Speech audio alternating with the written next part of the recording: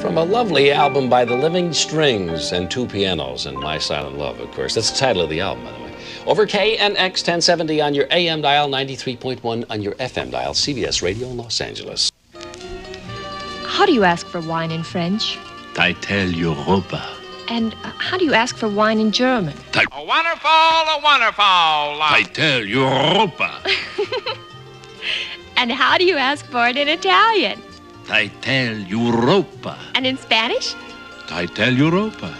That's all the same. Yes, but wines aren't all the same. Titel Europa wines are the choice wines of Europe. Good luck with your mouth! You see, Jesse Titel, one of the world's foremost wine authorities, personally selects wines on the spot at the finest vineyards in France, Germany, Italy, and Spain. Imagine that. That's why each Titel Europa wine is a rewarding experience. And down-to-earth pricing adds delight to every glassful. Yeah. Magnifique.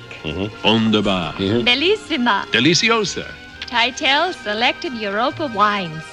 How would you say that in English? Great. Monarch Importers, New York. Yes. Monarch Importers. By the way, Jesse Titel is the gentleman in charge of that there. A woman just called to say that she saw your performance narrating Moses at the Music Center. That's right, last week. She said you were just marvelous. Well, thank her. Just to throw that in there. Another woman called and said her daughter is listening. She is a Beatle fan. And she saw a movie that you starred with Jane Asher. Yes. Who now is going with one of the Beatles? With Paul, that's right. I know all the Beatles. They're really charming fellows, and they really have England, you know. And now the United States. They're fantastic. She wanted to know, is Jane Asher married to one of the Beatles? Well, there's some question about that, and I'm not sure I know the answer. But they certainly are going together, as the expression goes. Yes. Vincent, you surprise me no end with your knowledge of such diverse things as, art and the Beatles. I mean, do you have a teenager as a child? No, I have a grown son and a little tiny girl, but I think that everybody should be up on what's current. I think the Beatles are very much a part of our civilization. You don't like their music, though. Well, it reminds me of hillbilly music down in Missouri, but it still is pretty good, and it's got a great beat. Well, it's amazing how the things have changed. What we used to refer to as hillbilly music, and if you liked it, you were a square. That's right. Now, if you don't like it, you're a square. Yes. You know, you got to keep up with these things. Incidentally, Vincent wanted to mention a show that opens next week at the Valley Music Theater, which you aren't in, but you wanted to mention. Yeah, because the gal who's playing in it is one of my really great favorites, is Giselle McKenzie. And she's doing Auntie Mame, which is, I think, one of the funniest plays ever to be seen. Have you ever done Auntie Mame? No, never have played in it. I don't think there's a part for me. Peter Pan Peanut Butter's award to a good as gold mother. I don't know, Vincent. Today's winner, Mrs. Joyce Grill. When Mrs. Grill found out that Peter Pan Peanut Butter stays fresh and moist to the bottom of the jar, she said, "Oh, isn't that nice?" But Mrs. Grill has the kind of kids who say things like, "Oh, yeah." And, Na-na-na-na-na-na. you know, the kind of kids. And you know you never can get all the peanut butter off the bottom of the jar no matter how much you scrape. So when Mrs. Grill would say, "Here we are at the bottom of the jar.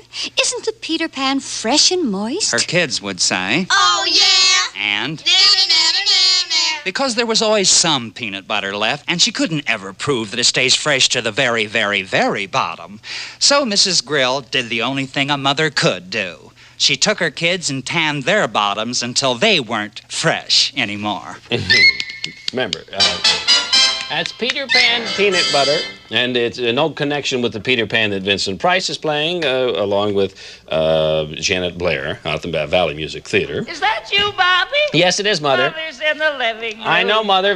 Sidney Omar's going to do my astrological there forecast you are, in honey. a moment. Yes. Did you wipe your feet? Yes, I did, Mother. All of them? Yeah.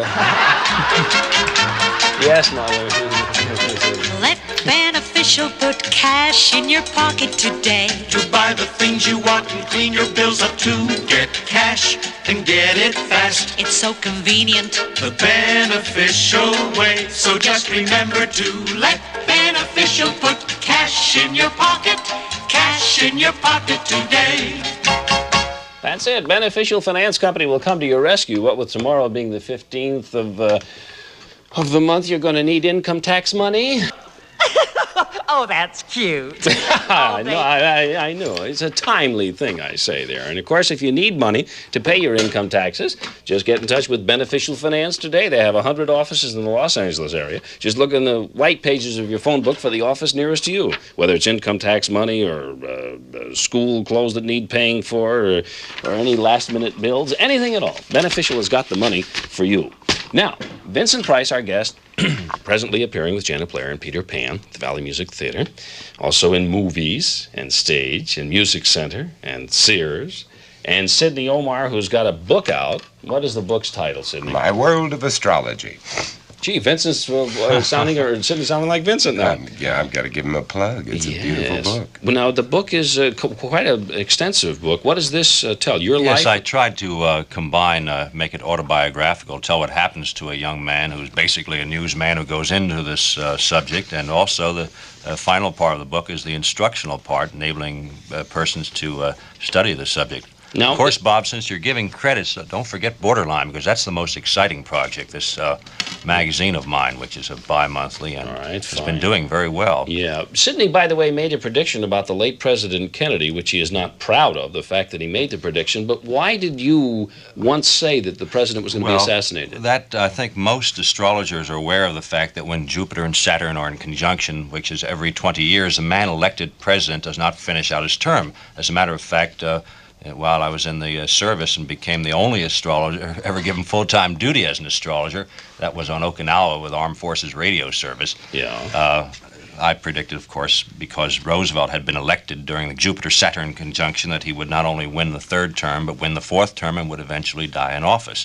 The same thing happened when President Kennedy was elected in 1960. But the eerie part of the thing, I had taken a leave of absence from CBS News here and gone to Portugal for some reason or other, and came back just in time to be in charge of the newsroom on the desk when the president was shot. So I had my mind filled with two things, doing the immediate duty and realizing that this thing had occurred as we had known it would.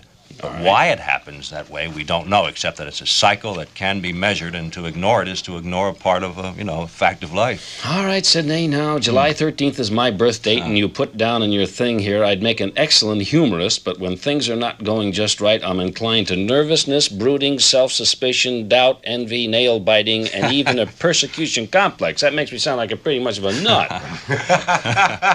Well, why do you laugh? Why do you think that? Well, I tried to explain the book. It's based on the position of the moon in your chart, but we don't want to get, too technical. I also say, Bob, because you're not being very kind to yourself, I say that he is articulate, seldom at a loss for words. Yes, but you say I spread myself too thin, at times attracting unusual friends and becoming involved in absurd causes. Absurd causes? Well, you have Vincent Price and Sidney Omar on your show. You're right. I wonder if his teeth grow long at the full moon. Yes. It says I have a tendency to be superficial and flashy rather than thorough and knowledgeable.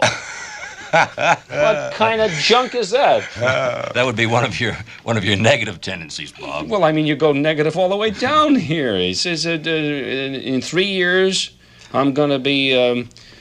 I'll be not only popular and high-priced performer, yeah, but you'll be in the production end of the business. I really believe that. I'll be selling tickets at Groman's. That's what I'll be playing Auntie Mame. Are you kidding? Oh, no, that's not nice. Now, come on. Hey, group, we're going to do a commercial. A commercial you can dance to. Spread out. Now get some Kellogg's cornflakes and you'll really be locking in. You can munch it while you're dancing, though I do see the broog and the swing. Kellogg's cornflakes are moving, grooving flakes of corn. These hip cornflakes are so big, crisp, and hearty that every time you crunch them, you're having a party. Be swinging, crunchy, flakes of corn. The coolest way to start your morning. Grab some cornflakes and start your day with a beat. They're a great swinging breakfast or a real cool sack-time treat. 'Cause Kellogg's cornflakes are moving, grooving flakes of corn. That's it. Kellogg's Corn Flakes, of course, keeping up with the Beatles and the sound. And as Vincent says, you got to go with the trend. And that's the trend now, to scream at you, I guess. Remember, Kellogg's does make a good product. They may make loud commercials, but a good product. A woman just called with a logical question, wants to know when the Sears collection of your art will be in town again, Vincent. Well, it'll be out at Buena Park on the 21st of April. Will it be out in the Valley at... The 28th of April, as a matter of fact. Is it going to be out at the Valley at any time? Yeah, it's already been out there, so it'll be back in about 6 months out at Canoga Park. Vincent Price, we do want to thank you for coming in and being our guest, and good luck with Peter Pan at the Valley Music Theater this week. Thanks a million, Bob. You're marvelous. And Sydney, good luck with your book, My World of Astrology. Thank you, Bob. And thank you for your forecast here. I think you're crazy, but... Nah. 0 minus 5, 4, 3. At General Motors Proving Ground, a rocket fires. Thrust pushes against the side of a GM car, tries to push it off the track. That's one way General Motors tests cars for crosswind stability. Rockets simulate those crosswinds, winds stronger than you're likely to come up against. And again. Results as before: minimum steering correction, maximum road-hugging stability. Using rockets to test cars is just one of the many tests made around the clock, around the calendar, around the country. That's right, all around your car with General Motors. And remember, when you're looking for a finer car, look for General Motors. Incidentally, we'll be back tomorrow morning. We'll have Stanley Black and comedian Davey Bold as our guest. Until then, this is Bob Train saying goodbye.